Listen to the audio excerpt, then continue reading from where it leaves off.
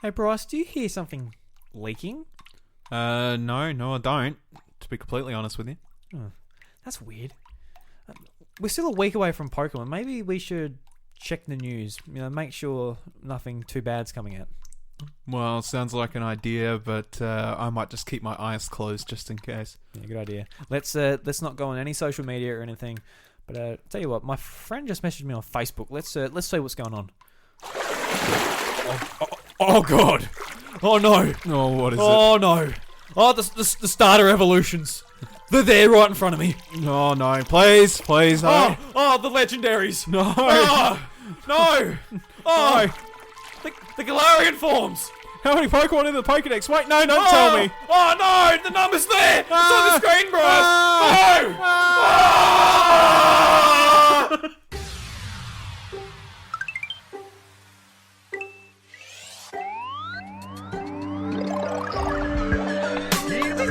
What's up, everybody? Welcome to the House of Mario, the award-winning Nintendo podcast, backed by 120 Power Star rating, and the doors to episode 121 are open. I'm your host, Drew Agnew, and joining me, as always, is my best buddy, Bryce DeWitt. How you going, my Hello, friend? my friend. Hello. Friend. Oh. Friend. Friend. How you going? Yeah, good, yeah. That's good. Yeah, had a pretty good week, you know. Yeah, so I didn't work at the pub this weekend, so I haven't seen you. No, well, yeah, you're not working until December 20th. Yeah, it felt a bit weird, to be honest. So I'm like, where's my Bryce? So doing the podcast tonight's actually, very special. Yeah. Because it's our own catch-up for the week until the weekend when we get to play some Pokemon together. That's right, yeah. Yeah, so this week is the week of Pokemon Sword and Shield. We've been waiting for it all year, and it's finally coming out this week. Mm-hmm. And unfortunately, some leaks have leaked. They've been leaking for, I think, literally it just burst open as soon as we stopped recording last week's episode. Yeah, it did, yeah. I think we mentioned something about like a little bit of a leak here or something. Yep. But now it's just like, boom, it's on. There's Let's Plays on the internet. There's information being data mined. The sprites are out. The whole Pokédex is, put out. So I guess we won't be talking about them. No, we won't be. We very consciously just had a discussion about it. We're not going to be talking about them. No. We feel like, everybody should experience the game for themselves. It's Nintendo's biggest game of the year.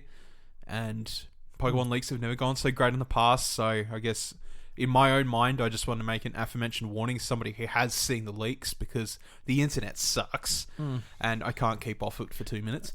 I've personally, I've seen a couple of things. I've seen starter evolutions, but I haven't seen too much. I haven't been actively looking for them. Today I did watch a couple of snippets from a Let's Play someone put up on YouTube. Yep. So I couldn't help myself there. I just wanted to sort of watch the game and hear some music from the battles and that. But no. There was one thing at the beginning of the game where I'm like, oh yeah, okay, yep. But nothing else apart from that. Yep. And it really sucks because at the start when it happened, I'm like, oh no, because I did not want to see the starters evolutions. I wanted to go into the game and see them there. And we were so close. We were a week until release. Nintendo themselves or the Pokemon Company did not announce them. And by the looks of it, they aren't going to announce them. And unfortunately, it's just someone has got their hands on a copy and that was just leaking them all over the internet. And now people are starting to get their copies from just, I guess, shops selling them early and things like that. Yeah, it's just it sucks. It does. It really does suck. So just an aforementioned warning, I guess. Everything is out there, and I mean every single little detail you could possibly imagine. Obviously, there are some things that some people might have not gotten around to yet to discovering and all that. But in terms of game mechanics, Pokemon, Pokédex, whatever it may be, gym leaders, it's all out in the open. If you're looking for it, you'll find it very easily. But I encourage you, if you want a fresh experience, to not. I've seen them out of proxy for the most part, and I've just given up. If I see them, I don't care anymore. But be careful out there. There is a page on Twitter. I'm not going to mention it by name, but they are constantly posting leaks. So if you happen to come across a page that has the word Centro in it somewhere, don't go to the page. You will get yourself spoiled, and it's not a good time. It's not a good time. Yeah. Like, there was someone on my Twitter who like shared like a grid of like the leaked Pokemon. I'm like, oh, look at these great designs. I'm like, oh fucking Jesus, what are you doing, dude? Yeah. Like fucking like the day of. I'm like, no. Block. Yeah. Oh my god. Yeah. And people are just on random Facebook groups like, oh, look at these evolutions. Don't they look cool? Like, no. Yeah. Don't want to see them. No, that's right. Yeah. Yeah. And a lot of people were like, oh my god, fuck off. Mm. You know. And fairly right so, you know. It's can't go anywhere without being leaked anymore. You can't spoil that just right now. God damn it. Yeah, it's like right near the time it's actually released and just completely throw us off. Yeah. Oh boy. Mm. So I guess that out the way. That's as much as we can talk about it here about the leaks. But this week I got my Pokemon Sword and Shield Switch Lite, which I had pre-ordered before you did. I impulse bought my yellow one at PAX. Yeah, that's right. Yeah. And I will admit, when I was like buying it, it wasn't the feeling of excitement, being like, oh yes, brand new system. It was I was just thinking, it's just like feeling in the stomach where it's like, should I be spending this money? No, crap. But it is just first impressions. It is a very nice looking unit, but I definitely do prefer my yellow one. I just like the bright color. Yeah, yeah. What do you think of it? Just holding it before. Look, it's better. It's better looking at it, but at the same time, it's still awkward. With the split colors. With the split colors, I guess. Like, I get the design they were going for, but why'd you put it on a matte grey system, of all things? Mm. I could imagine if they have like blue buttons and pink buttons, and they put that on top of another bright color, it would look like a clown system or something, I guess. Yeah, well, so Pokemon Circus Edition, Nintendo Switch, come and get it. Oh yeah, baby. Oh baby. So yes, nice Switch Lite. I guess that's all that really needs to be said about it. Not as good as the base color ones, probably. Yeah, I like my yellow one. There you go. What's your favorite one? The turquoise one or something? Or the grey one? Probably just the grey one. No, yeah. I'm a basic bitch. Yeah. The grey one actually does look a lot better than I thought it would when I held it in person. Yeah. Looks pretty nice actually. Yeah. Yeah. So I guess it's a very disconjointed show this week. It is, yes. We've been very busy people outside of our usual schedule. Yeah. Well, we've actually been sitting here for like an hour before, just like really discussing Pokemon, but we don't want to put it on the show because it's there was spoilers included. Yeah, that's right. And I don't want to be one of those bastards subjecting people to spoilers. No, that's right. Yeah, I agree. Yeah, for sure. So I guess we'll keep the theme of Pokemon Bros, because that's what you do on a podcast. You keep with themes. Yes, you're nodding your head. I mean, we've got more Pokemon to talk about anyway. Do you want to get through Smash real quick? Yeah, let's do Smash. Okay. So Terry Bogard, there was a Sakurai Direct for 46 minutes or so, and immediately after he was available to download and Smash and play yourself. I have watched the Direct, but I have not gotten the chance to play Terry yet. You have had a good hands-on experience with him. So tell us all about it, Bryce. All right. So before I quickly go into my own thoughts, what was announced in the 45-minute Direct was Terry was coming out that day. There would be a King of Fighters arena for his stage, which has a little ring out special thing. Yeah, you can't fall off of it. So that's the main thing. Yeah. Yeah, you got to smash through a wall. Bam. Damn. But Terry was coming out. That stage was coming out. There were 50 music tracks coming to the game with this one DLC pack. 50. That's a huge number. It's a lot of songs. That is a lot of songs. There'd be a lot of guest appearances from characters in the SNK series on the stage. And there would also be a few Mii Fighter costumes in the form of Nakoruru as a Sword fighter option. Ryo and Iori, Jackie and Akira. Yeah. And I'm pretty sure they're all fist fighters. Yeah. So there's one that looks like Goku. A lot of people are just going to pretend that they're Goku with the orange sort of the Ryo one. Yeah. Yeah. And then they also had Iori from King of Fighters. You may know him as the guy that missed the chance to grab the envelope just before Terry grabbed it and then laughed manically. That is Iori. Yeah. And yeah, Jackie and Akira from Virtua Fighter in their polygonal glory. So, except no, I don't think Jackie's polygonal for whatever reason. Probably because he's from more recent title of Virtua Fighter. And there was also added options for pre-send messages in the battle arena online, and the ability to invite elites only to your room. So there you go. That's interesting, I suppose, for that most part. But the real meat of it is... So I can invite you to my room. Because you're an elite.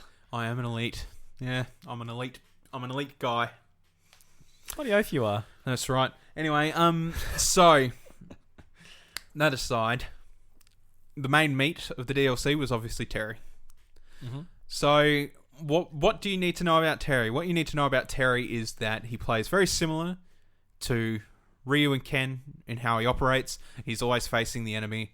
He's got very basic moves that are fairly easy to combo together, as you would expect from Ken and Ryu being those type of characters, Street Fighter stringing combos together with basic moves, leading into special moves. So Terry pretty much functions very similar. He has some button input commands for some moves, and they will make them slightly more powerful, as the same with Ryu and Ken. But his defining feature is his go mechanic. So when you are at critical damage, so 100% plus, you can input a mega command, I guess we'll call it, that is a long string of directional inputs plus B or A, and he'll perform a special move that has huge smash potential. So there's two of them. There's Buster Wolf, and I can't remember what the other one's called right now, but the other one is basically just a big ground explosion near you, whereas Buster Wolf is like a long range smash. So this is where he's really very incredibly strong. If you manage to get over 100% health, you have that option to use those attacks the entire time. You don't just use them once and they're gone. You can keep using them until you die. So they don't do any much more damage than what a regular attack would do, but their smash potential is so gigantic that you're looking at 70% kills very easily with these attacks, and they're really fun to execute, but they do leave you open and they're easy to shield. So if you can manage to catch somebody off guard and use one, good on you. You're gonna get yourself a really easy kill. Did you find executing them were easy, or yeah? Surprisingly, yeah. I for whatever reason, I found them more easier to execute than the empowered Hadouken or Shoryuken from obviously Ken and Ryu. For whatever reason, it just feels easier to execute them. Because with those two characters, like Ryo and Ken, I sort of just, when they said, you can put an input command, I was like, Bogart, you've lost me already. I'm not even going to even try. No, with Terry's, it's not too bad because there's sort of like a long string of more or less a similar movement. Whereas it's kind of like a rock of the joystick, really, more than a that's right command. Yeah, that's right. Yeah, it's much more of exactly that, a rock sort of back and forth and then executing the move. But obviously they take a second to activate. Depending on how far you're doing it from a person will sort of determine whether you're going to be able to pull it off or not in the first place. But he's really good. He's got a lot to his arsenal. Very similar in some situations to how Ken and Ryu would use their abilities, but he feels oddly unique. He has a lot of kill potential in his up B similarly, but I think it probably kills quicker than what Shoryuken would. But the only problem is with Shoryuken, I guess, is the empowered version's much better, whereas the standard version's just nothing. Whereas Terry's is sort of always around the board the same. His spike's pretty decent. It works similarly to Ken and Ryu's, where you get to sort of hit them on an angle above them, and they'll go flying diagonally. Mm-hmm. And yeah, I just feel like, I guess, Too Long didn't listen, since it's not a writing essay here. That he's kind of what I wanted Ken and Ryu to be. I wanted their special moves to be there, but I feel like the Street Fighter ones are harder to execute than what the King of Fighters ones are. Yeah. And I feel like Terry's got a lot of that unique flavor in a character that I love to see. His victory screens and everything, that sort of just resonate with that kind of I guess the old SNK fighters. He's just really fun to play. His aesthetic is good. There's a lot of representation for SNK in this DLC pack. Obviously, 50 tracks. 4 Mii costumes. 4, 5. Yeah. That's a lot of Mii costumes. Sorry, I had to think about that for a second. And Sakurai seemed incredibly happy to have Terry here, and he was that happy he spent 20 minutes of that direct talking about SNK's history, pretty much. So, definitely seemed like it came from a place of passion. Yeah, for sure. Yeah. And someone who, like, I don't know much about Fatal Fury. I never played them growing up or anything like that. And just having him sort of explain, I guess, giving you a history lesson on, like, why SNK is such a big thing, why Fatal Fury is an important fighting series, and then just like going into each move, like telling you that you're able to cancel in Super Smash Bros. Ultimate, much like you can in the original SNK game. So the mechanics from that are coming across into this game, which is very different. Too. Yeah, and getting like a history behind each move. And like even going to the point where it's like doing up A, you do like a backflip and do a kick, and he explains that this isn't in any of the games, but since this is Super Smash Bros, we need an up A, so we made a new move, and it's I found it just very interesting from like a history point of video games, just really learning, because I would have never said Terry Bogard as like in a vote when I'm going to like put in for characters that I would like. But having him there and sort of everything Sakurai and the teams put into him, and all the history of it's gone into it, like especially with all the music in that, like it's all pretty phenomenal, and all the characters in the stages and everything, it's really cool. Yeah, for sure. So overall, I'm pretty impressed so far. Yeah. I know a lot of people weren't too happy. They're kind of just like, who's Terry? Because let's face it, Fatal Fury is not as well known as Street Fighter and all that these days. Especially since obviously Street Fighter's seeing releases. But he plays similarly, but I feel like he's an easy character to resonate with, and a whole lot of fun with his broken English. Yeah. I'll be honest with you, it's a lot of fun. It's fun dashing all the way across the stage, only for him to smash somebody in the face and say, "Are you okay?" It's beautiful, alright? So Terry, 10 out of 10. Play him, he's great. He's a lot of fun. I'm sure you'll enjoy it. This is coming from a place of somebody who isn't really great or doesn't really enjoy Ryu and Ken too much, but Terry's definitely fun. I really enjoy him. Yeah, I'm definitely looking forward to giving him a go. Yep. Yeah. Like we were saying before, like we need to play Smash Bros. We need another Smash night. Yeah. The last time we had a Smash night was, at Ash and Tom's at PAX when we stayed there. We had like a good one, but it'd be good just to have like a couple of beers and play some Smash. Yeah, play some Smash. Play some Smash. Yeah, but these DLC characters really need to put them under my wing and try something again. Yeah. Well, now we're on the wait for DLC Fighter 5, and I know it's not the last one, but come Game Awards, we'll probably see the last one revealed. Yeah. So we were talking about that. So I guess Game Awards would be a good place for it again, because with E3 having the Hero and Banjo announced together, we're a bit ahead of I guess the schedule. At some points. Yeah. And they did say that all the characters should be out by the time of like January 2020. So I doubt they'll be here December. Actually, I did say before, like, do you reckon it'll be as early as December? Or as late as December? But I just sort of realised then, December's only next month. Yeah. Oh, God, Tom. Right, I forgot it was November. Yeah, it's already a quarter way through November. Yeah, right, shit.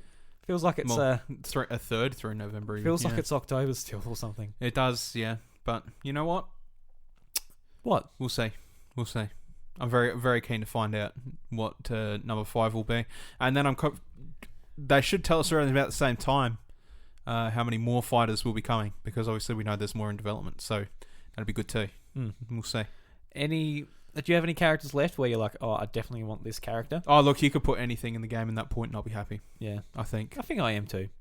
Yeah. They've obviously done it. He's obviously done a phenomenal job all the way through up until now.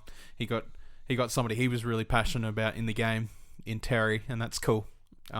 It's interesting how every character coming out has a real special mechanic about them. Yeah. With Terry, you got the go mechanic. With Banjo, you got the feathers for the dash.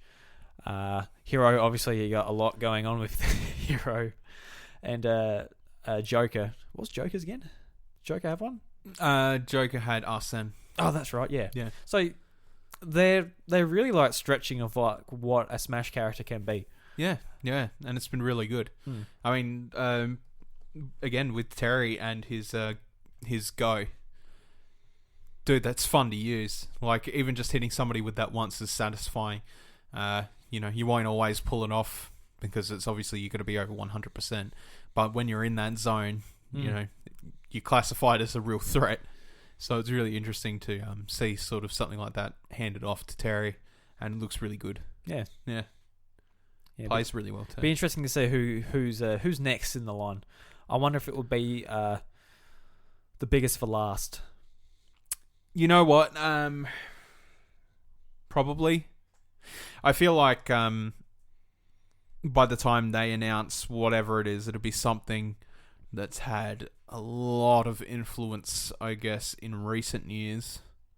So be like Dark Link. I'm thinking as much as I have my own style pension at the moment, probably Sora from Kingdom Hearts or something like that. Okay, yeah. I think it'd be something on the level of that. Yeah, so I'm not a Kingdom Hearts fan, but seeing characters like that, where it's like, oh, I'm like, it warms my heart. It's like, oh, good on you guys. Like, yeah, I'm happy for you. Oh, by every sense and word and matter, Sora fits. Yeah, and he'll be so much fun to play. Yeah. He fits the bill, and I mean, he was in Smash Flash, I guess. Oh, that's right, Smash Flash. And a lot of people since then have been like, yeah, you know what, Sora's probably a good idea, and you know what, yeah, and probably. Goku and all the other characters in that game.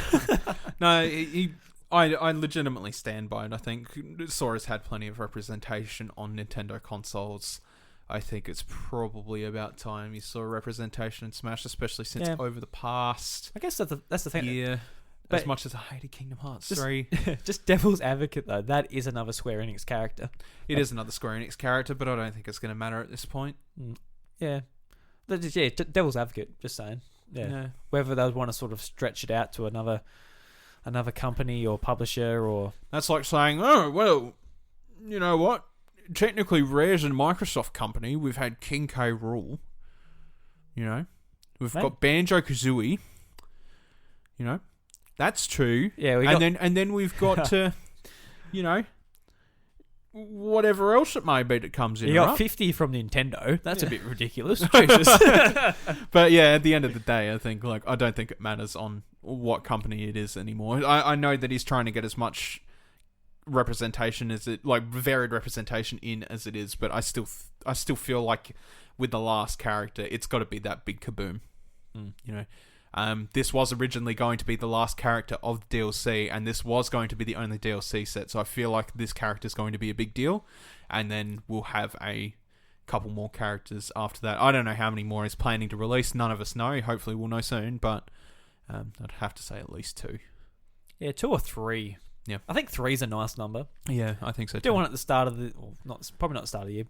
Because if you do, if you have, say, the next character in this pack, the 5th character, about early next year, then you got an extra 3. You can do it each season pretty much after that. Yeah, and it'll space out the rest of the year nicely. We'll see, but likely number 5 is going to come around about the same time of the year anniversary of Joker. I reckon. Yeah, I think so too. Yeah. So Bryce, Toby Fox has officially announced the song or the piece of music that he's composed in Pokemon Sword and Shield, and he's put a bit of a letter to the fans or a statement or whatever on Pokemon.com. Do you think I should read out the letter? It'll take like a minute or two to read out. I should. I say just summarize it, to be perfectly honest. It's kind of what you expect, I think. Obviously, we had this particular music track on the jukebox last week. Yeah, we did talk about this song last week, and we did play it at the end of the episode. Yeah, so Pokemon Twitter officially announced it this week. They've actually announced it, yeah. Yeah.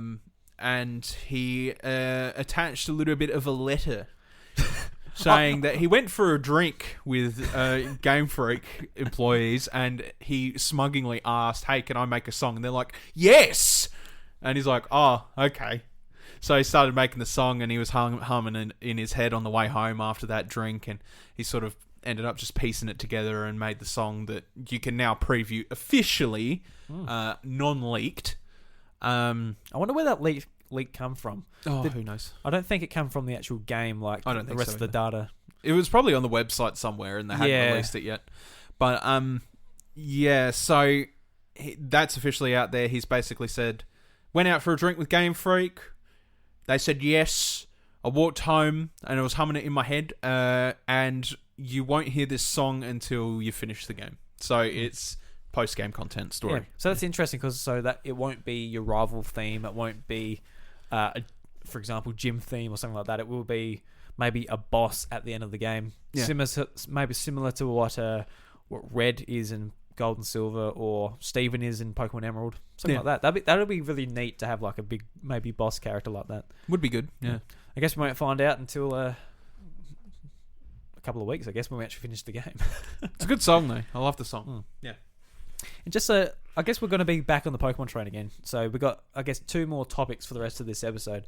So this one is basically the hashtag that's going around Twitter and social media called "Thank You Game Freak."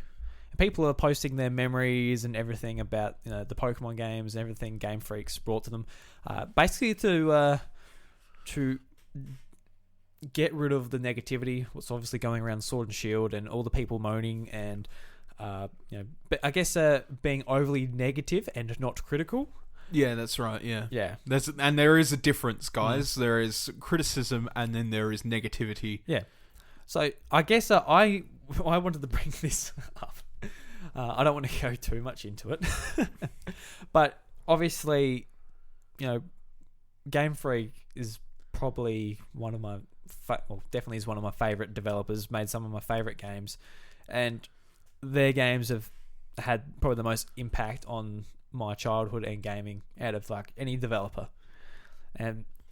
But I guess I do feel like definitely what I've seen on the internet, and this is the internet in general. This isn't just Pokemon or gaming or whatever. That's right, yeah. But it's either don't be negative, stop being an asshole, and just love everything, or it's I hate everything. This game is trash. It's like there is a line there where you can be in the middle and say, this game looks great. I'm having fun, but there is this omission where I've got an issue with. Yeah, that's right. Yeah, and I feel like throughout this whole year, it's just plummeted down straight away. We did the episode when we heard the news of the National Dex, and we set our issues with that. But at the same time, we didn't go on Twitter and say "F you, Game Freak" and all this awful stuff that came out from a lot of people. No, yeah, and that's the thing. Of course, we didn't, because we're not bloody ridiculous like that. Well, that's right, yeah. And I mean that's the thing. When we're talking about the two sides here, you've got "Thank You, Game Freak" as a hashtag, but you've also got a malicious hashtag that has popped up in response called "Fuck You, Game Freak." I haven't actually seen this one, but you did say about it. It is "Fuck You, Game Freak." You must like follow some awful people on Twitter. No. Somebody liked something that said, "Okay, yeah. Fuck you, horrible people, for following this hashtag or whatever." And I'm like, all right, let's take a look, and it is literally just people whinging again. Oh god. And then in "Thank You, Game Freak," it is just people just kissing the ass, and there is no middle ground. Yeah. I feel like we should probably make a middle ground hashtag called "We love you, Game Freak, but you made some mistakes here. We'd like you to fix. Thanks." It's like any developer, any game. Like any game's not perfect, and people. That's what reviews are. That's right. You know. Yeah. Look, there's not much you can do about it, but at the end of the day, look. There's no such thing as picking a side here. You can love Pokemon and you can still pick up this game and you can still have criticisms with it, and that's fine. You could not pick up the game at all and be angry with the choices that made. And you know what? I get that because I'm not happy with some of the choices either, and that's fine. And then you can pick up this game and just love it for exactly what it is and just buy into it. And I mean, I guess that's fine, but you know, at the same time, I guess with me being one of those people that does have some issues with the game, I feel like they can do a little bit better. But no matter what side you're on, they're human beings. They're human beings, and Game Freak are human beings, guys. Like, I understand that, like, sending positive vibes, especially with all the things that have been going on. Their employee morale came out in a study not that long ago that is entirely low because of all the shit that's happened. How could it not be? Well, how could it not be? Just, and I mean, that's what I mean. When we talked about it the other week, when it come down to it, when they did the interview with Nomura, Omori and Omori, Masuda. Sorry, I had Kingdom Hearts in my head again. Okay. Anyway, so when they had the interview with them, they said, "Oh, we like to keep a small company." It's like, okay, but this game is the entry point in what is the most successful Nintendo console in a long time, and you really need to pull out all the stops because every other developer around you is as well. You know, people who worked on Zelda and Mario and Fire Emblem and Astral Chain, even from Platinum, you know, all that, they're smashing. Yeah, look what Next Level Games have just done with Luigi's Mansion 3. Luigi's Mansion, exactly, yeah. Like, they're absolutely smashing it. And to get a half-assed Pokemon title is not the way to be. And at this current time, we obviously won't say anything about leaks or whatever what it is, but, you know, it's still coming out to mixed reception as it always was. You know, there are always going to be people that find negativity with it and be like, oh, this sounds shit, and it could just be absolutely nothing. But at the end of the day, yeah, I feel like it comes down to what I said the other week about them being so fussy about keeping a small team. Pokemon's not small anymore, and it needs the love and attention it deserves. There's a lot of Pokemon in there now. There's probably time to hire some new people to do some stuff, guys. Yeah. What I don't get about the real negativity without any sort of, I guess, thoughts of how to make the games better or whatever it is. Like, I dare say they love Pokemon much like myself and you. Oh, without no doubt, no question. But I don't understand what you're trying to achieve by just degrading the people that make it. And, you know, especially like someone like Masuda, he's been composing the music from like the very start, or almost from the very start. He's made some of the most iconic music in the series and in gaming, and he's directed the game since Ruby and Sapphire, and he's directed some of the games that are my favorite games. And having this one decision on this game, and then going to abuse him and all this stuff on Twitter, it's just awful. Yeah. I don't know what you're getting with that. I don't think attacking isn't the way to go, and the problem is that, and somebody put it pretty eloquently, in that sales will ultimately determine, so numbers will ultimately determine whether this game performs or not. But the thing is what you need to do is you need to stop making things like "fuck you, Game Freak." You look like an idiot. You do. You look like an idiot. Because if, like, I'm like, oh, it would be good to have all the Pokemon there. But if I just do a tweet saying, fuck you, #fuck you Game Freak, then like putting my thoughts there, I look like an idiot. Yeah. Just a complete whinging idiot. You voice your concerns in a reasonable manner, and maybe they'll listen. You know? Like I just said, I think it comes down to the fact that they're probably trying to crunch only 200 employees too hard to make this entire thing work, and they really need to hire more people to get it to work. But, you know, Sword and Shield could come out and it could be a great game. That's right. Yeah. We won't know until we actually play it. That's why until next week I'm not... I've still got my judgment reserved. Yeah, as pissed off as I've heard of things I've heard, whether it be official or, you know, from the recent leaks, or I'm holding my judgment until it actually comes out and I play it, and then I'll make an official judgment on exactly what it means. Yeah. So what we should do is share some of our favorite Pokemon memories, Game Freak memories, as a part of the thank you Game Freak. Yeah, I feel like, yep. Because like, as much as I don't just want to kiss their ass, that they are one of my top 3 favorite developers. They made my favorite series, so yeah. I guess one of my favorite memories is waiting for Pokemon Heart Gold and Soul Silver.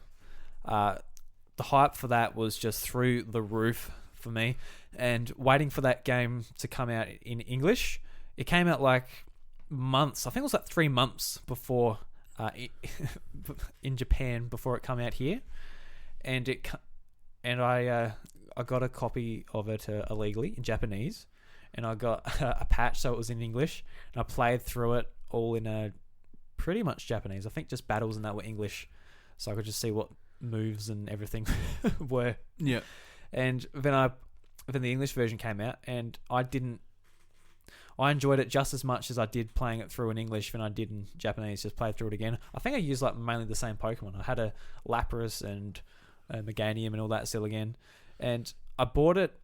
It just happened that release day was on an athletics trip I went on.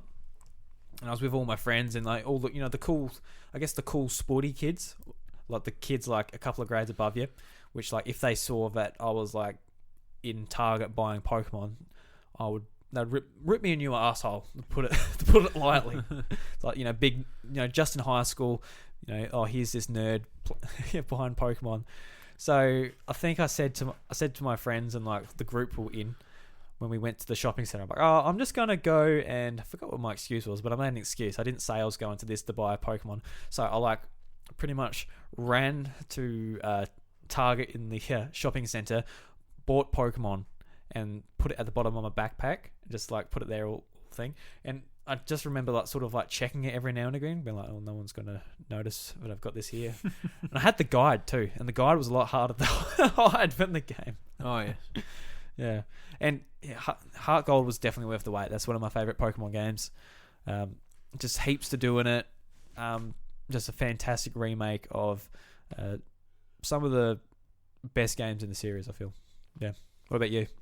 I think my favorite Pokemon memory was probably playing to the end of Gold Silver.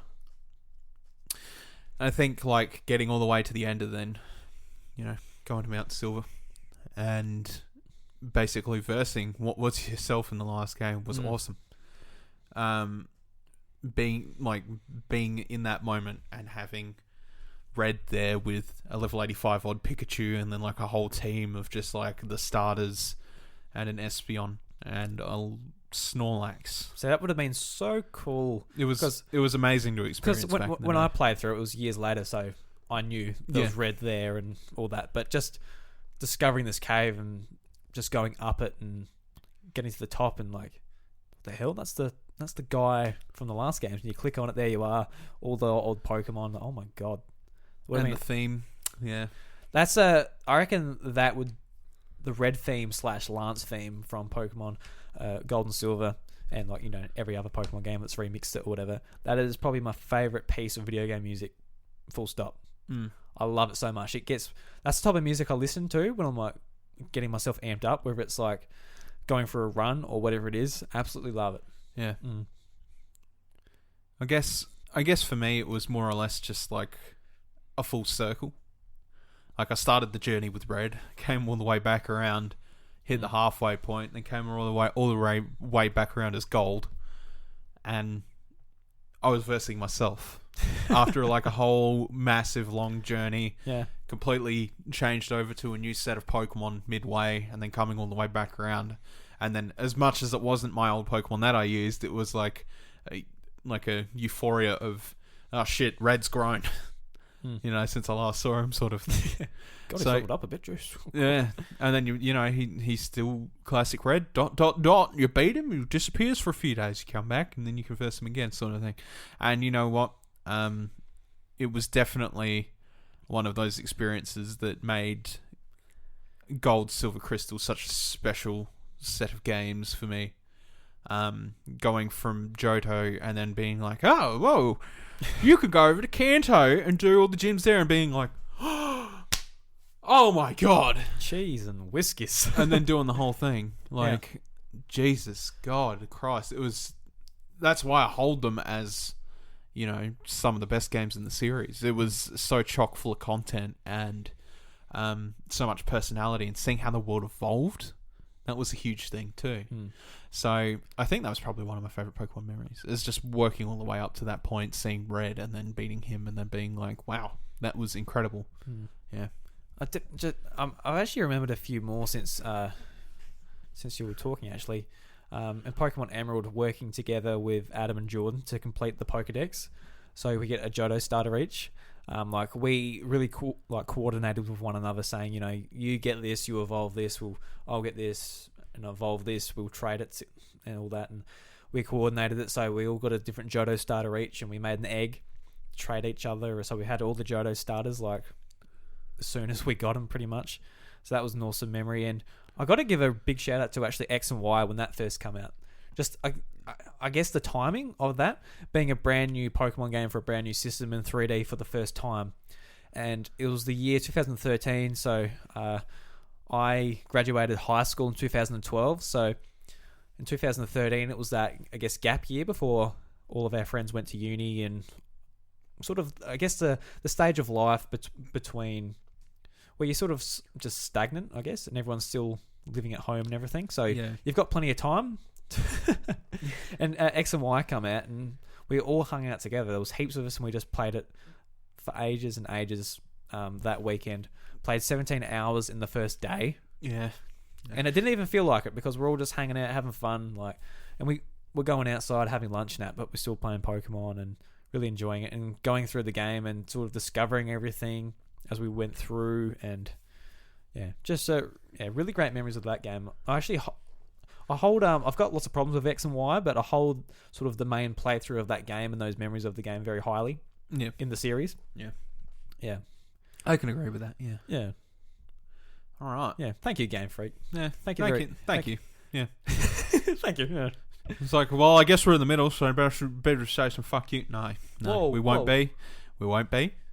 Like I said, there is a middle ground in criticism, and I have more memories of thank you than I do with fuck you, so they can leave them alone. Yeah. There you go. Because it, like, to be fair, the lead up to this game is the weirdest lead up to a Pokemon game I've ever experienced. It's weird. It's really weird. Yeah. Yeah, it's been usually it's just like, oh, here's a Pokemon. Oh, that looks cool. Oh, here's the starters. That looks cool. Get the games, play through it. No, that was fun. Not that much end game. Oh, well, I'll grind out some Pokemon, and that's pretty much the Pokemon experience for the year. That's right. Yeah. This year, it's just all over the place, and we will never know until we actually play it. So bring on this weekend, and we'll play it then. Oh man, I cannot wait. What has happened? It seems like I've got the Friday off, so I'll have my pre-download ready. I'll be cracking it open at 11:30 a.m. Thursday night. I'm going to play it until I'm like, I should go to bed. Hopefully fit like a nice amount of time in. I've got to wake up a decent time. I've got to take my car to get a tyre change at 10 o'clock. And I've done that because obviously that day I hope I've been doing nothing, so I won't need my car. You bastard better not walk across the road and come and play Pokemon while I'm working No. at the bar. Don't you dare. No, I won't. That's cruel. But the thing is, if I'm getting a tyre change that day and like whatever happens, like, oh, can you work this day? No, I don't have my car. Yeah, it works perfect, doesn't it? That was like, you know, just really cement that day off in. Yeah, it's good. Because anything could happen. It could be filled in, but nope. No. Perfect. Yeah. Good boy. So I cannot wait. Holy shit. I don't know if the microphones picked that up or not. Holy crap, there's cats fighting outside. Should I check at that? The front door. Yeah, you probably should. Holy crap, man. That fucking Jesus Christ. Jeez. You right, mate? Sadly enough, ladies and gentlemen, I don't have the day off.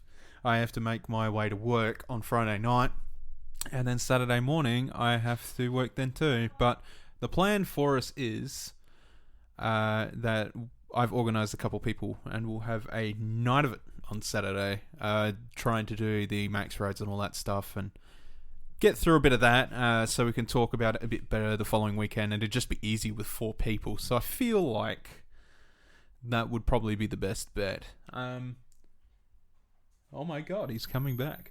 But yeah, I think that's probably the best time we're going to get to just cooperate on max raid battles better, so that would work. How's the cat? I can't find it. Oh, well, it's gone forever. I saw a cat down the road, so I chased it away. I was just explaining my plans. No, what are your plans? That we're gonna have some time on Saturday, and we're gonna have a couple people, so we'll probably try some max raids. Yeah, so what I'm hoping for is, like, obviously just saying what happened with X and Y. I'm hoping that's replicated a little bit. Yeah. This weekend. Yeah. Yeah, it'd be fun. Yeah, for sure. Especially with, like, I guess the multiplayer aspect of these new games too, which is a lot more emphasized than the past games. 100%. Yes. Yeah. So let's move into your next topic, Bryce. You brought this up just as we were planning the show. All right. So we're getting pretty far into the show now. So I just wanted to finish up, I suppose, with shotgun 5 Pokemon each, and basically what we like about their design, how we use them, and why we love them, I guess. Yeah. So I've picked 5 and I've written them down. You were too busy talking and reading other things on the internet to write yours down, so you're going off by heart, I assume. I've got a bit of a list here. He's got a bit of a list there. Okay, all right. So do you want to start, my friend? Yeah, I'll start off. So my first one will be the Porygon family. I'm going to say family because I like them all. That's fine. I really like Porygon. Is a Pokemon I really, really love because of its uniqueness. It's a man-made Pokemon. It's it's really quite odd looking in, like, its design and its aesthetic. But I love how it's just, like, basically a computer program. Yeah. And I got no idea how, like, you see, like, in the anime, how, well, one of the band episodes where they actually ride a Porygon. It's like, what does a Porygon feel like? If it's just software, but you can feel it. I got no idea what. Yeah, I know it's the Pokemon world, and it's like you can't really relate it to, like, the real world. But yeah, don't know what's going on there. But it's really cool how when it evolves into Porygon 2, that it becomes smaller to, like, replicate technology advancing and becoming smaller. Yeah, that's true. Yeah, and then Porygon Z, where it's like they're developing Porygon 3, but it just become a glitch and, like, basically mucked up, so it became Porygon Z, and its Pokédex entry basically describes it as something that's, off the hinge basically, but when I'm using it, it listens to me, so I don't know what the problem is. Yeah, so Porygon and I guess Porygon 2 and Porygon Z are some of my favourite Pokemon. Definitely a unique choice, and it's not something that you would see a lot of people pick. I don't know why I like Porygon so much. I think it's good. Absolutely love Porygon. Yeah, Porygon's good. And, like, the memories of getting it in Pokemon Fire Red Leaf Green, where you've got to get in my version of the game, because in a Fire Red you needed 9,999 coins to buy a Porygon, whereas in Leaf Green it was a few less. I can't remember exactly, but it was maybe 6,000. It was like, something like that. Yeah, and it took a long time to grind the money to actually get the Porygon. Yeah, so maybe I appreciate it because of that. Yeah, don't know. Could be, but it's definitely one of my favorite Pokemon, and I always have it in my team. Beautiful. Well done. Thank you, man. My friend. So I guess my first one I'll pull out is Crocodile. So Crocodile is one of my favourite Pokemon for a few reasons. Definitely my favourite ground type Pokemon. But I think the main reason is that it become one of my most beloved physical sweepers in Gen 5. So when setting up a Crocodile for that kind of play, you've got access to Moxie, which is great in itself, but he also has a half-decent base speed. Yeah. So you're looking at 117 base attack, and then sort of around the 92, 95 mark for base speed. If you load him up with Jolly and Speed EVs... Load him up with Jolly. Ooh. And you manage to get a good KO out of something that's weak against him, you can just chain Moxie and just keep going and going and going and never stopping because you can just literally climb up your attack with Moxie. You don't have to stop Swords Dance or anything like that. If you really want to, you can put on a Focus Sash. Just Swords Dance anyway, just really get it up. get one Swords Dance off, then KO somebody, then you've got +3, then you've got +4, then you've got +5. He's an amazing sweeper, and if you can baton pass into him really well, oh no, he's an absolute monster because he just builds his own attack. So Yeah. if you can baton pass some defenses into him, he's really solid. Yeah, Crocodile, he's one I actually haven't used. He's In a really fun playthrough. to use. Yeah. He's really fun to use, and he's my favorite aesthetically in design. He's probably my favorite ground type Pokemon. Yeah. You know, he also works with another one of my favorite ground type Pokemon through his Pokedex entries, which is Flygon. Oh, cool. Yeah. They chase down prey together, and they share the keep. Do they? Yes. Huh. It was in a Pokedex entry. I didn't know that. Yeah. That's awesome. Yeah. They work together. It's good. But what about Flygon when it's in Hoenn? Well, I don't know. I guess he just does his own work. Yeah, he's just like, oh, I've got no partner. A bit disappointed about this. But I mean, you've got a Crocodile under the sand, and you've got a Flygon scouting the air. It's pretty unstoppable. Oh team. yeah, right. Yeah, Yeah. that's cool. Yeah. Need to read more. Cute little details. Need to read more Pokedex entries. Yeah. So do I. Don't worry. My next one will be Lantern. Lantern is a Pokemon from the Johto region, which I really, really, really love. Got a unique typing of water electric, and yeah, just it's really cute. But it was quite powerful. I think it was like my first level 100 I got in Pokemon Emerald. So that might be. I remember just like really like grinding that thing up and using it in the Battle Frontier, and it did me a really good job. Good special attacker. Usually I put it with a timid nature, so it's got good speed and good special attack. So I can use like Thunderbolt. I think I had Blizzard on it instead of Ice Beam for a bit more attack. Surf, like it's just a really good special attacker. Has good range. Yeah, really, really enjoy it. And I started playing through Ultra Moon, and the only Pokemon I have so far is a Chinchou, because I was going to get a Lantern in that, but I didn't get through the story. Yeah. No, well, that's fair enough. Yeah. No, awesome Pokemon. Love it. Absolutely. I think water is one of my favorite types as well. Yeah. So I don't know. I think I'm going to have some more water types in my list. I've actually come to the realization that ice type's probably my favorite type. Yeah, ice type is... There is a lot of Pokemon in ice type that I really love. Yeah. It seems to be a quality over quantity type as well. Like water, you've got like heaps... You got things like Basculin. It's like, why does this thing even exist? Yeah, that's right. Yeah. Because like no one's going to use it. Like No, yeah. it's sort of like it's more of a world building Pokemon, just like know that it's there in the water. Yeah. But you're never actually going to be like, I'm going to level it up to level 50. Yeah, gonna get its base stats up. Gonna make sure I got a good nature. No, that's not going to happen. Mm-hmm. Yeah, for sure. Yeah. It kind of just makes me scratch my head. Just Absolutely. Why? All right, so my next one is my favorite special sweeper. So I've put my two sweepers up first just because it's out in the air. And it's another Gen 5 Pokemon. And that is Lilligant. Ooh. So Lilligant, in terms of design, I love it because it's cute. And it's sort of like ditzy. I guess we should actually, for people that just like hear these names and have no idea what these Pokemon are, we should actually like sort of describe them a bit, what they look like.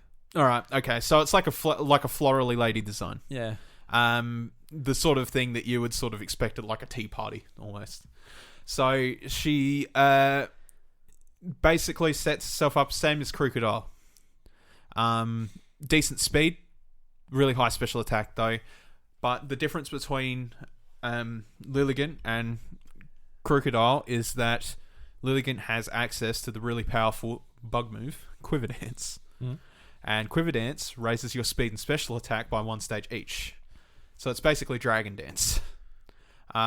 This works really well in conjunction with Pedal Dance. A lot of dancing. A lot of dancing. So basically, you've got basically a Dragon Outrage setup, but it's on a grass type. And if you could sort of keep yourself in there with some anti-confusion methods, she will wipe the floor with anything with low special defense very, very easily. The only problem is you really have to sort of keep her in there long enough to get out a couple Quiver Dances, but once you do, she's really strong. So if you can set her up, all right, then good. If not, then well, you're going to have a tough time. So you've got to sort of have a method to use her in battle. But once you get her there, she's got basically dragon level power, just in grass form. Yeah. It was definitely one of my favorite Pokemon going through Black and White as well. Yeah. Yeah, I think I had one. I definitely had one of my initial playthrough through Black. I might have on White too as well. Not sure, but yeah, definitely love that one. Good choice. Oh yeah, thank you. Good choice. And do you have any more Gen 5 ones? I do. Oh, you do. Yeah. I have one more. I think this one's actually is a bit of a tie between Chandelure and Drifblim, just because I kind of like them for the same reasons. Just because like the design is kind of similar, but I'm going to go for Chandelure. So Chandelure is a Gen 5 Pokemon, and it's a ghost type that's based, or it's a ghost fire type that's based off of a chandelier. And it was one of those Pokemon that people pointed to and go, "What the hell? Like that's a chandelier. That's an ice cream. That's a garbage bag." So it was like in that sort of I guess group that is based off an object, and people pointed to like, "Oh, this generation's rubbish." But I love Chandelure. Yeah. I was just thinking rubbish, but yeah, one actually was based off rubbish, but that's fine. Yeah, but Chandelure is it's such a strong Pokemon. It's got huge special attack. Yeah. And the rest of its stats aren't too bad either, considering like usually when you've got huge special attack, defense and all that sort of wanes a bit. Definitely one of the best ghost types. Yeah, it's one of my. Yeah. So if I was going to choose a ghost type to be on my team, it would be Chandelure. And Chandelure, I liked it so much, but I actually got another one when I played through Black 2 again. So I've actually got like 2 modest type Chandelures. Yeah. Yeah. Yeah, it was definitely a Pokemon that really stood out to me. I love the ghost types, but are like based off of maybe objects or something like that. Like with Drifblim being a ghost flying, being based off like a blimp, basically. I really liked him in Gen 4 as well. Mm-hmm. Yeah. Yeah. Yeah. I don't know. I just, yeah. No, Chandelure's a good Pokemon. Ironically enough, the next Pokemon I've got to talk about is also a ghost. Oh. So, the next one on my list is Frostlass. Oh, yeah. Yep. So, nice. In case you don't know Frostlass, it's the evolution that came in at Gen 4 for Snorunt, because Glalie obviously was not good enough. No. So, Frostlass comes in as a Ghost Ice type, just a Ghost and a Yukata, basically. Very Japanese-ish design, which I really love. And it has a really strange niche, but it's very prevalent in like the competitive scene for what it does. And that is its high base speed and its access to taunt, so that you can set up trappers, so stealth rocks, spikes, toxic spikes, whatever. You can stop rapid spinners coming out and getting rid of them. Well, especially in Gen 4, where rapid spinners and toxic and spikes and all of that were like huge threats. Yeah. Because they were just introduced and they were, a bit broken. Yeah, they were a bit broken, that's right. Yeah, and if you could get a rapid spinner out and get it out the way, then cool. You sort of saved yourself, but at the same time... that is cool how it gave rapid spin like a really good use. Yeah, considering the type of move it is. Yeah. Before it was just a really bad attack. Yeah, that's right. But because of her base speed, she can taunt into a rapid spin and completely negate the damage. And then she can go in to set up literally anything else she wants. With access to stuff like Icy Wind for speed down and all that kind of jazz. Also boasting a relatively decent special attack. She can sort of keep up with anything that's got low special defense. But obviously at the main use and cost of basically being a trickster Pokemon. She's really good at keeping away rapid spinners, keeping Pokemon that aren't very effective against ghosts onto her, and sort of working around that sort of deal. So I think the main draw for me is the design of the Pokemon itself for this one, but definitely has its niche amongst the trap heavy meta, which is cool. Yeah. It is kind of a shame that it is limited just to female Snorunt. Yeah, it is. Yeah, that's the thing as well. Is like the gender variants are kind of harsh in some sort of respected manner, but female snow are really hard to find. Yeah, it's like 20% chance. It's not. Yeah, it was. Yeah, it's really very hard to find. Mm-hmm. Yeah, which in some ways makes it more, I guess, valuable. It does, but yeah, you know, the only use Glalie has ever had is a mega form, which bye mega form. Yeah, well, yeah, it's not there anymore. So that's unfortunate, but yeah, no, it's definitely one of those Pokemon from Diamond and Pearl that I actually liked, which is, you know, a big thing really, because I don't like a lot of them from Diamond and Pearl. It's probably my least favorite gen in terms of design. I'll say it. Yeah. My next one would be Chimecho. So Chimecho, it's, you know, based off a wind chime. It's got basically its head as its, well, it's not even its head, it's his body. Sort of in its sprite, it looks like just a head. Yeah, but it's actually got little arms and legs there, and it's got this big long tail, which I assume is the chime bit of it. Yeah. And Chimecho, it's not really a very good Pokemon for battling or anything. But I fell in love with its design. It's just so cute.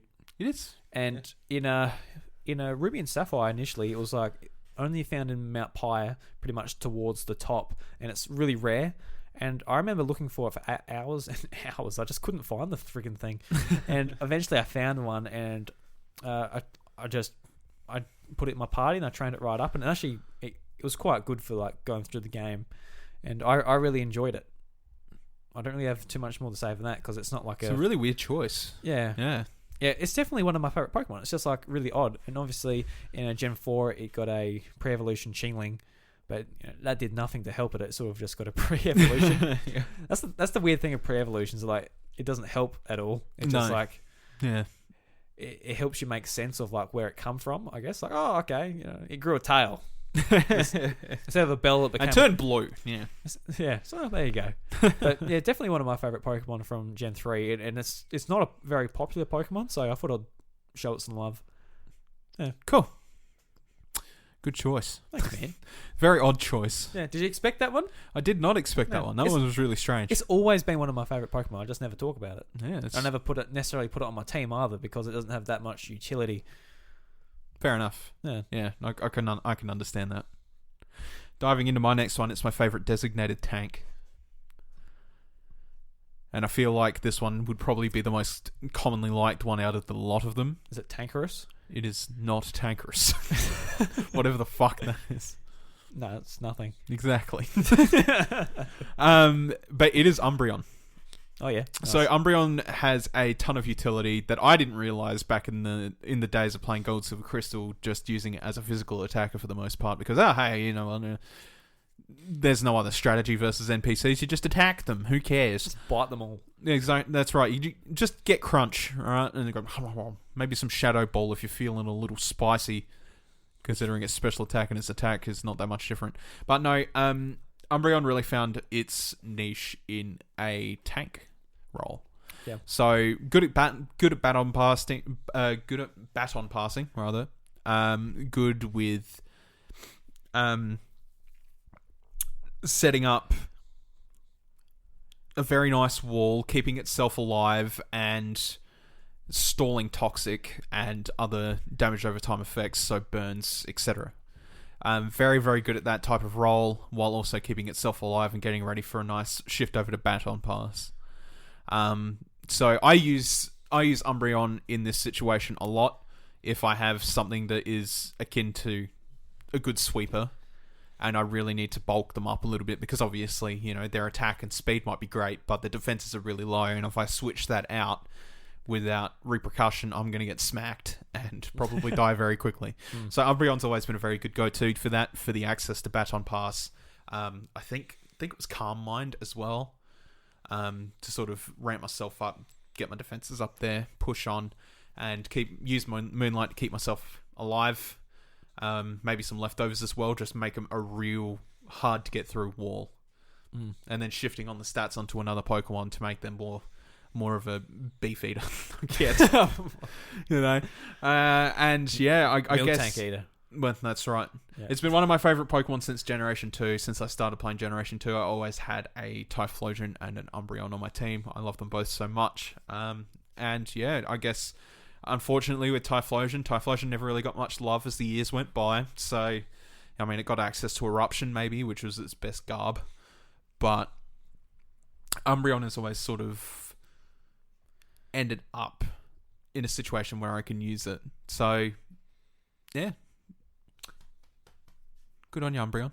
Always been by my side. Thanks, Umbreon. Yeah. Good lad. Yeah. Now, I think this is my 5th? This is your 5th. All right. Yeah. So, I guess there's some honourable mentions before I go into my last one. So, absolutely love Lapras. Easily one of my favourite Pokemon. If Pokemon is real, I would have one. Please give me one. Arcanine. Love Arcanine. Sudowoodo. Always loved Sudowoodo for some reason. He's just so quirky and weird. I remember when Emerald was coming out and that Sudowoodo was available in Emerald through the Battle Frontier. I was really excited to get one. I don't know why. Just really excited to get a Sudowoodo because playing through Gold and Silver, I actually used the Sudowoodo that you get going through the game. He's a good lad. Love Sudowoodo. Some low kicking, some rock throws. But do you like Bonsley? Leading up to those games, I was really excited about Bonsley. All right. And Bonsley is a really cool Pokemon. In Super Smash Bros. Brawl, it was absolutely so fun when he came out the Pokeball. You pick him up, you can barely walk, but you throw him and you absolutely destroy people with him. It was so good. Yeah. Is he still in the games, Bonsley? Because we don't play. No. He's not, is he? Because we don't play with items on anymore, so I actually don't know. No, I'm more than sure that he is, and I've never seen him. Yeah. Tyranitar. Absolutely love Tyranitar. He would have to be my... Well, surely he is. He's easily my favourite pseudo-legendary Pokemon. Yep. Absolutely love him. He's awesome. All of the legendaries, except for the Gigas family at Hoenn. Absolutely love like the trios, the Latios. Love them a lot. Anyway, that's enough honourable mentions. Greninja's really cool too. My last one is a grass type. It's Sceptile. It's hard to for me to choose between the Hoenn starters, but I guess Sceptile, just in its design, having blades coming out of its wrists and being a grass type that I guess really leading up to then, like Venusaur was pretty good, but he let me down in the games I chose him in. Yeah. Meganium wasn't. Meganium's never been. Unfortunately, Meganium's not that great. As much as I love Meganium. Yeah, same here. But Sceptile, I would have to say that it was the first grass starter that actually was really good going through the games. Yeah, really good impact. Yeah. And it's from Trico to Grovyle to Sceptile, really fantastic design. I think it looks so cool, and the way it was sort of portrayed in the anime, where it's like Ash is like, hey, use Leaf Blade, and it's like actually like the way it attacks with its blades and everything. I thought it was really really cool. It doesn't have a whole lot of utility sort of in competitive play. But, whatever. Doesn't really matter. Yeah, by all means. I mean, it had a Mega, for what it's worth. It did too. I forgot about the Hoenn Megas, actually. Yeah. I remember Swampets because it looked weird. Yeah, it did. Yeah, it's like a big... Like it took some steroids the previous night, and it's like... And Blaziken's was... Blaziken's Mega was really cool. Yeah, it was, yeah. They introduced in the X and Y, didn't they? Yeah. Yeah, they did, yeah. Yep. Speed boost. Bloody Jesus. Yeah. Crazy. Yeah. That was a hidden ability as well that you could get. God knows why. Jesus. Yeah. That's dangerous stuff. Absolutely. So my final one is one to be loved for the ages. Everybody knows this Pokemon. Is it Pikachu? No. I love Pikachu. Absolutely beautiful. It would be hands down one of the most remembered Pokemon in absolute history. Stunfisk. No. It's Rhianoclus. Oh yeah, fair enough. Yep. That's right. It'll always be remembered. Not really. No. I mean, your rival has it in the new games. In there. Your angry rival, not your fun rival. Yeah, your angry rival. Yeah, that's right. Yeah. The angry white-haired man. So, Rhianoclus. Rhianoclus is what we call the fetus baby. This Pokemon is really weird in how it sets up. It's very cute in design. I really like its design, but it's very weird in how it sets up. What actually is it? Battle. It's not a fetus. It's It's like a cell, isn't it? It is a cell, yeah. Yeah. It's a cell that It's a big sort cell. of evolves. It's a very big cell. Yeah, that's right, yeah. Because you've got Colossus, which centers around... God, what's it called? It's on the top of my head. Hair. It's under the same name, Sol something. Anyway, it's named after a cell. Yeah. And then Duosion, then Rhianoclus. Just with what's its name? Duosion. Duosion. Yeah, someone like someone was talking about Pokemon in a YouTube video, and they brought up that Pokemon. I'm like, you couldn't pay me $1 million to name that Pokemon. I did not know, because Gen 5's where I'm like, I've got my favorites, but like some of the other Pokemon I just completely forget. Yeah. That's where it starts getting hazy from that point on. Especially Gen 5, there's 156 of them. Yeah. So I guess it's fair enough at some point. But right. That line, I'm like, what? I'm like, I could not remember their names. Yeah, fair enough. Yeah. But it's weird how Rhianoclus works in how it plays, I guess, and that's what makes it really unique in its own regard. So it's got some really nice defenses for what it's worth. Its HP is really good, but it has very crap speed. And just it's basically just a cannon that can't move very fast at all. That's sort of what a lot of Gen 5 Pokemon were, wasn't it? They sort of like had awful speed, but I'd argue Sun and Moon was worse for that. Definitely. Like when you're thinking about Pokemon like Toxapex, also one of my favorites, and then Vikavolt. I am thinking about when Gen 5 was the latest version, though. Like comparing it to other Pokemon. Zebstrika, I guess, is a good example of a Pokemon that makes no sense in terms of that. Oh, that's such a cool looking Pokemon. I wish it was better. Yeah, that's right. Yeah. That is one of my favorite designs, like from a design point. Yeah. Yeah, one of my favorites. By all means. So the way you have to sort of set up Rhianoclus is putting some attention into its defenses, because obviously with its base speed at 30, you're not going to get it anywhere. So you need to bulk up its defense and HP and basically just make it a cannon that can take hits. Give it a good couple moves, maybe something like Psychic and then Psy-Shock. So if you use Psy-Shock, obviously it counts it as a physical attack, but uses your special attack stats. Yeah. It's a good option for a Pokemon like that, because it can sort of hit it where it hurts. But as long as you bulk it up in the EVs and the nature, more towards defense rather than speed, you're going to have a much better time actually using it, because it can take a hit or two before it completely tires out, and then you can chuck leftovers on it just to sort of keep it alive, and eventually it will whittle down. But because of its really high base special attack stat of 125, you can couple that with a couple things that really just sort of makes it that you hit me, I hit you harder sort of Pokemon, and that's great. And I'm glad to see he's going to be in Sword and Shield. I know that he's going to be in there, so that makes me happy. Oh, spoilers. Well, I mean, if you haven't watched the trailer. Yeah. I guess. So I'm happy to see him in there. That's good. Very proud of my little fetus baby boy. He's beautiful. Well done. Well done, Rhianoclus. You've done it. You've done it for the boys. You've done it for the boys. For the boys. For the boys. Get around the boys, Rhianoclus. So I guess that brings us to the end of this small shotgun section.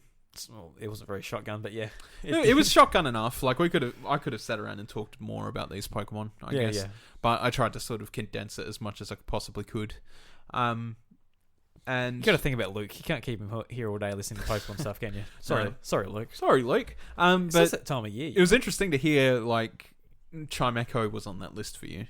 That's probably the one I'm most surprised about. Yeah. That was very strange. Yeah, no, it's always been a favourite. Yeah. Really weird, really random. By all means. Hope it's got a Galarian form. I don't think you'll have much luck in that, but yeah, we'll see. Yeah, we will see. All right, Bryce. Don't you fucking do that to me, mate. All right, Bryce, thank you very much for joining me today. And everybody, thank you very much for listening to the House of Mario episode 121. If you'd like to support the show, go over to iTunes or your podcast player of choice, leave us a review. It helps out the show with the algorithms, the reach, all of that fun stuff. And Bryce, where can they find you on social media? Twitter? At IvyRevan. At IvyRevan. And you can find me at iDruby and the show at the House of Mario. And I guess I don't know exactly what I'm going to be doing yet, but I do want to be doing some like quick sort of thoughts as the weekend goes on for Pokemon Sword and Shield. Maybe talking about like my experiences between each gym or something. Yeah, I'm not quite sure yet, but that'll be available on patreon.com/iDruby, sort of just as the House of Mario Encore. Yeah, just don't want to be like littering this feed with that type of just stuff, but yeah, want to play like a few hours and like really put my thoughts out there of like whatever. So obviously, make sure if you're interested in listening to that, make sure you've played that bit of the game first. But yeah, not sure yet, but yeah, that's roughly what I want to do. There you go. There you go. Poke vlog with Drewby. Poke vlog with Drew B. Yeah. Poke vlog. Poke vlog bug. All right, everybody. Thank you very much for listening, and we will. No, whoa. We better say our plans for next week. So next week will be our review discussion for Pokemon Sword and Shield. Yeah, without no question of a doubt. It's the episode I've been looking forward to doing most all year. With everything that's gone on with this game, and as big fans of Pokemon, really looking forward to playing these games, getting our thoughts out there, and it should be fun. So the whole episode will be based around that. So sorry, Luke, for talking about Pokemon. All right, guys, we'll see you next week. No worries. We'll see you guys. Yeah.